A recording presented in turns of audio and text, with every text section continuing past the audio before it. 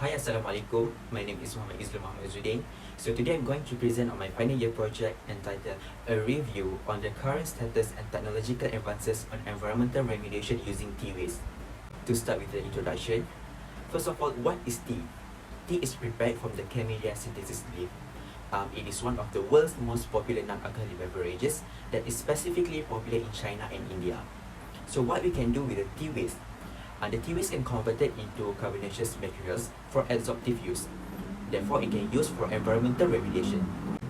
Next, for the problem statement, lack of existing literature has previously combined a study of the general usage of tea waste and application of purification of water, air, and soil.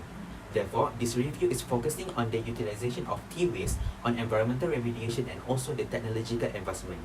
The objective of this review are, the first one is to review the potential of tea residue for the purification of wastewater, to discuss the using of tea biochar and activated carbons material to treat wastewater, to discuss the remediation of drinking water, air, and soil using tea residue, to analyze the enhancement of the biofertilizer nutrient derived from tea waste, and the last one is to review the environmental application of other tea waste-based products. For the analysis and interpretation, the first research question is the potential of tea waste for wastewater remediation. This can be divided into two, which are in natural state and chemically modified state. As for natural state, based on the table, among the example of studies that use tea waste as adsorbent, based on the result of each studies, more than 70% of the contaminants in wastewater are being removed. Therefore, it can be concluded that tea waste are able to remove contaminations in wastewater. Next, for the chemically modified tea waste, it is actually purposely to improve the absorption qualities. Alkaline treatment is one of the widely utilized chemical modification procedure. For example, based on one of the study, the tea waste was soaked in sodium hydroxide before the absorption process is carried out. As a result, it removed 96% of hexavalent chromium from aqueous solution. This is also proven by another two studies which treated the tea waste by using sulfuric acid. The second research question is the removal of heavy metals, dyes, and other pollutants from wastewater by using tea biochar and activated carbon.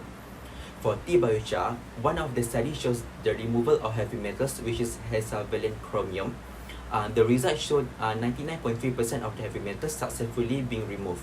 This is due to the binding of hexavalent chromium via an ion exchange mechanism was attributed to the functional group present on the biochar surface. So as for dyes, two studies were conducted in removing methylene blue. The results showed 90% and 99.3% of methylene blue were removed from the wastewater respectively. In another study, 90% of indigo dye was successfully removed.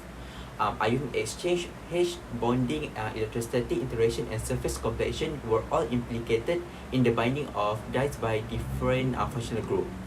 So for the pharmaceutical and other pollutants, 3 studies were carried out to remove tetracycline and chlorotetracycline. From this study, it can be said that 95% of both substances were removed.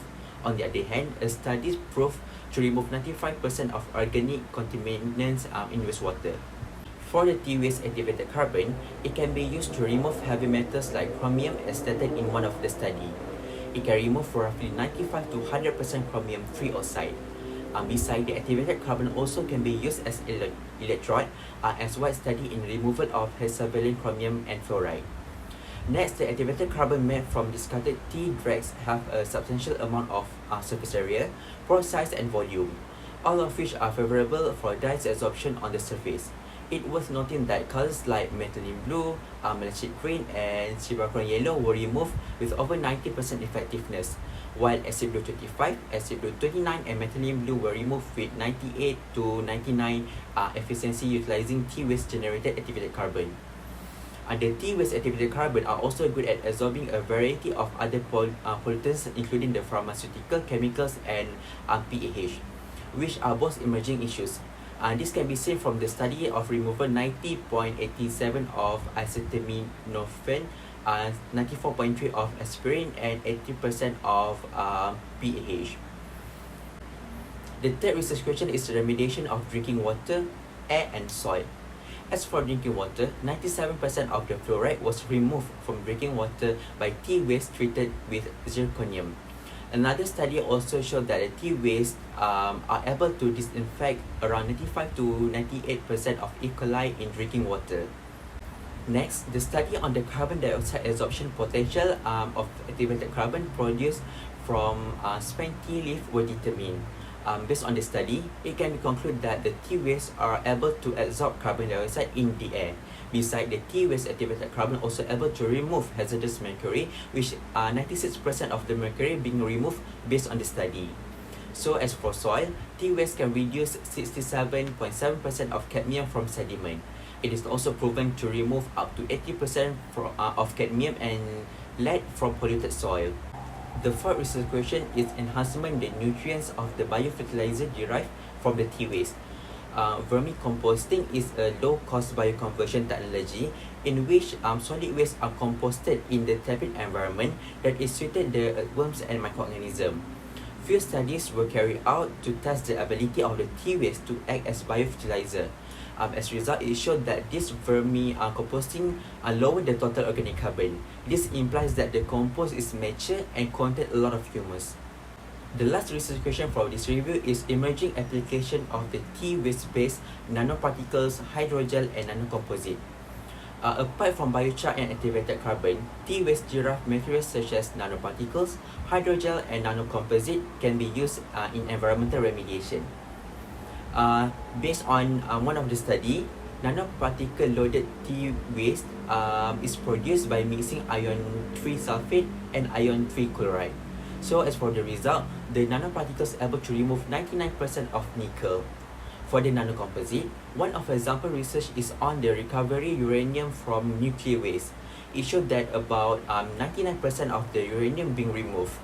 And for the hydrogel, research showed that the hydrogel's greatest absorption capacity for cupric iron and hexavalent chromium was 45.2 plus minus 2.3 and 61.2 plus minus 3.1 respectively. As for the conclusion, all the objectives are being elaborated. It is clearly that the tea waste have the ability to remediate the environment. For the recommendations, research must concentrate on the right factors such as activator selection, activation times, and many more. Besides, research need to determine the efficiency of cutting-edge methods. Last but not least, the research must also include the real wastewater samples. Thank you.